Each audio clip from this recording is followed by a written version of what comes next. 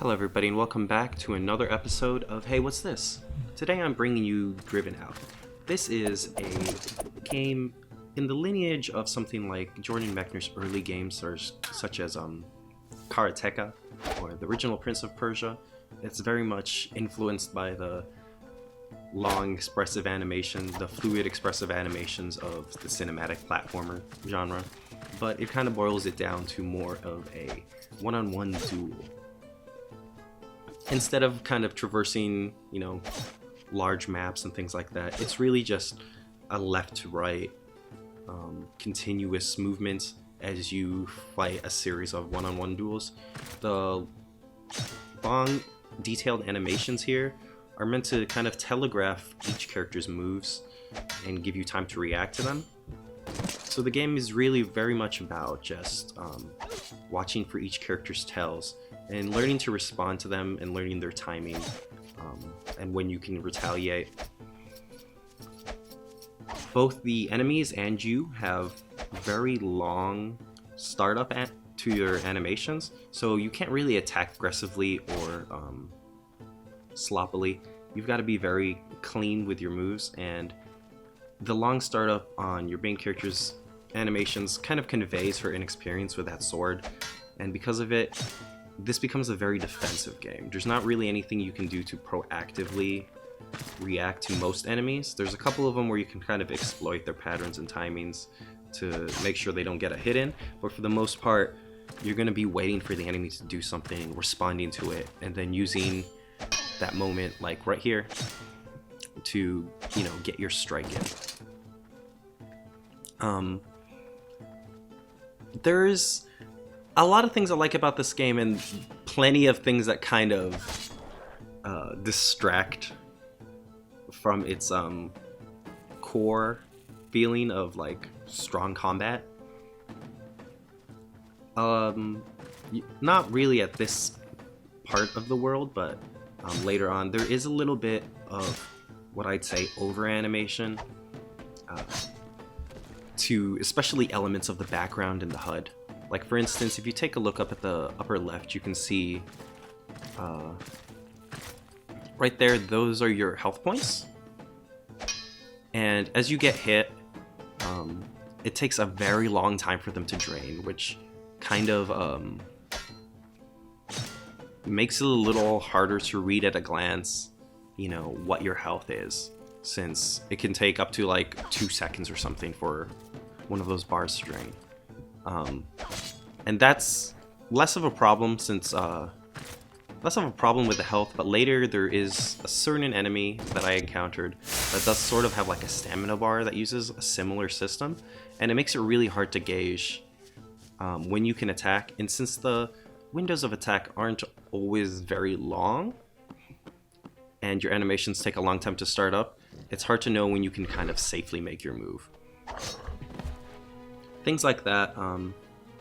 It's very clear that the team for this game put a lot of effort and attention to detail in the animations, and some of them look really good. Like, I really love the lighting on the wall here from that torch, but then some of them feel kind of like they've been animated for the sake of being animated, and they kind of take away from some of the world and kind of its effect. Like if you kind of see through the back there, those clouds there that are furiously moving are really kind of distracting for a background element, and they really take away from the naturalistic feeling that the game otherwise tries to portray. And you can kind of see here, this is me, trying to be proactive and kind of being subsequently punished for it. Again, it's a very defensive game. You're just gonna have to stand and block and take the hits to a certain degree before you can respond, and it's really hard to get out of the mindset of aggressively attacking. You're very much the underdog in this game. And to that degree, there's a couple big criticisms I have about my experience so far. and that the controls are very weird. You might not be able to tell from this, but this game actually uses the analog stick for movement, which doesn't really make much sense considering all your movements are digital, and it introduces kind of an unwelcome fuzziness to the high, low, and middle blocking. In addition, the default controls also map blocking to a trigger, which you not only have to hold, but you must hold and then press one of the face buttons. Basically, your top face button corresponds to high stance, your middle left button corresponds to your medium stance, and the bottom button corresponds to your low stance. You have to hold the triggers and then press one of those buttons and hold it to block. But if you, press a little too lightly on the triggers, or you get the timing wrong, you'll get the unwelcome result of throwing out a really lengthy attack instead. And that's really critical in a game that's this punishing. You only have 3 health over there, and as you kind of might have been able to pick up, you can only respawn from these witchcraft contraptions that you drop down, which can also be destroyed by the enemies. And have you can only set you have to manually set them, and you can only set a limited amount governed by the little bar up there that shows how much magic dust or whatever you've got left. So having the triggers be the triggers and analog stick kind of be the buttons that you have to use to do very precise moves and with precise timing, it really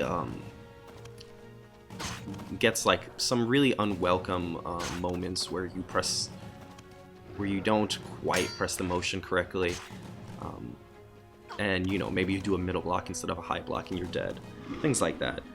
In addition, you cannot remap the controls at all except for the keyboard controls, which might have some problems looking at some of the responses and discussions that I believe that they're working on a bug fix for.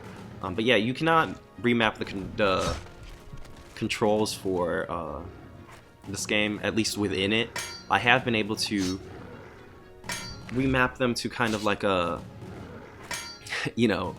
a more natural control scheme using the Steam controller settings, but I shouldn't really have to go outside of a game to get controls that feel well. Just mapping it to the D-pad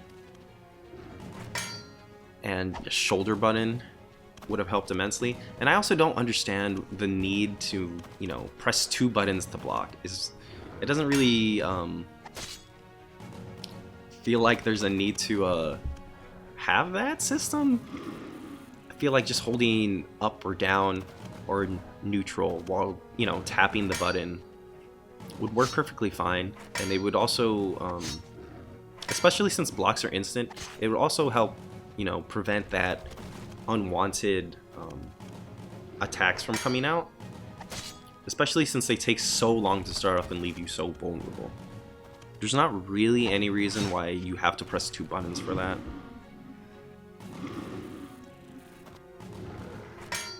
Now, as far as the things that I do like, the long animations are pretty fluid, and once you kind of get used to the rules of what they're asking you to do, it can be really satisfying to start learning each character's tell and to begin responding to them and apply a series of like clean blocks and even getting the timing just so that you can get an actual counter attack that will leave them even more open.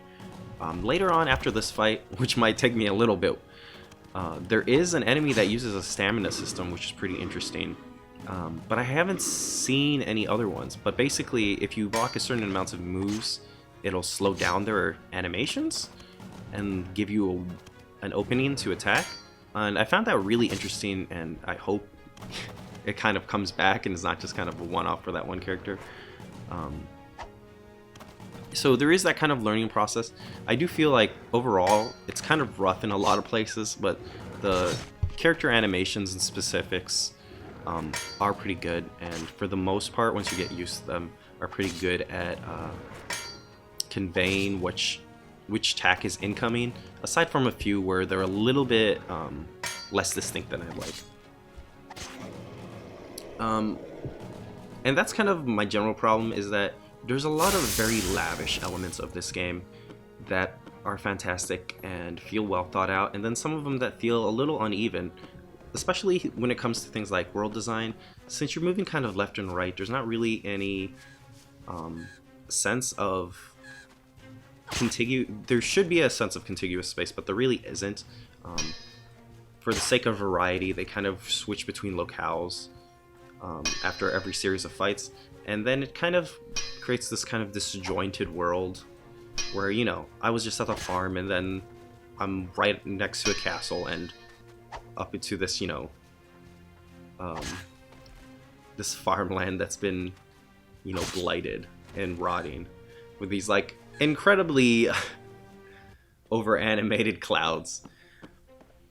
So it's really doesn't really do a great job of being cohesive in that way, which is one of the strengths of a lot of the cinematic platformers that it's drawing from, right?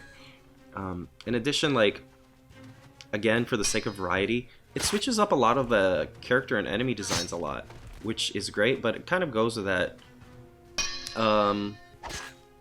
problem with like the consistent world design of like none of these enemies really make sense for their areas.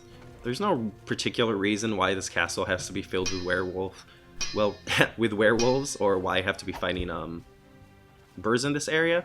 And I don't really get to it here, but like right after this you fight a bird, you fight the bird knight, and then you fight like a dove, or not a dove, but like a stork or something that shoots other birds at you. It's just like a little bit weird. It doesn't really feel like the characters are kind of tied to their geography and their space, and it gives this game really disjointed feeling. It feels like a game that is very much more interested in creating varied and interesting one-on-one scenarios for you to fight through, rather than, you know, having sort of a coherent world. And, you know, that's perfectly fine, but it feels kind of glaring, especially as you have to spend a lot of time in these areas because of the sheer amount of time that it takes to kind of learn each of these enemies and their patterns. Like, this is me playing after maybe 2 or 3 hours of this game. It took me about 2 or 3 hours on my first try to kind of get up to the point where you're seeing here. Like, I know it's only been like a couple minutes as of this video, but that's only because I spent so much time learning these patterns that it's a little bit easier for me to get the timing, even if I'm not, you know, doing a perfect run through them. So, you know, you can expect to fight every one of these characters for, you know, a good 10 to 30 minutes, depending on depending on the enemy and how hard their patterns are to read. Like, I found this one in particular very difficult until I kind of figured out that stamina system there, that the green orb you see under there. Basically, as each of those deplete, it's counting down to the slow down animations, which allow you to be proactive against them. And after I figured out that system, it became a lot easier. But the subsequent enemy afterwards doesn't have that mechanic in place, and I haven't seen it anywhere else in the game. So I kind of took down the one after this a little bit easier because it was a little bit more in line with what I was used to. And again, that's just a consistency thing. The difficulty curve feels kind of all over the place, with particular enemies being a lot harder just because of how hard they are to read, or, you know, the specific similarities in each animation, than, you know, ones that are ostensibly supposed to be harder or higher up on the difficulty curve. Again, it's just kind of an uneven game that's playing with a lot of interesting things and a lot of expressive animation, but has a lot of little little problems that kind of keep it from feeling like a great game, and bring a lot of frustrations to the game, especially considering that it is a very punishing game. Like, especially with the checkpoint system, which seems interesting to begin with, it ends up with a lot of things like this, where it makes a lot more sense for me to run halfway across from the boss all the way over here instead of burning the magic, the limited magic that I've got left in the witchcraft device. Because, otherwise I'll kind of back myself up into a corner. And since that device can be destroyed, you can also just kind of be sent back all the way back to that last boss checkpoint, even if you do manage to kind of get one down. So it can be really frustrating and punishing in that way, and it doesn't really feel like anything that really adds to the tension or interest of the game, and kind of just draws it out a little bit longer. So lots of small problems like that kind of plague this game and keep it from being visually consistent and consistent as far as the action itself. So this is about where I'm gonna call it. Those are my general thoughts on this game. It's definitely an interesting one, and worth a look if you're in the mood for something like this and kind of want something where you can kind of practice that one-on-one combat and really get to know these animations. While it kind of plays with a lot of the language of like cinematic platformers and things like that, it feels a little bit more like something like Punch-Out, where you're getting to know each of the opponents and their patterns, and the sense of enjoyment comes from learning each of their characteristics, enjoying the little touches from them, and mastering it so that you can kind of become untouchable. Anyhow, again, that was Driven Out. I hope you enjoyed this look at this game and you found something interesting here.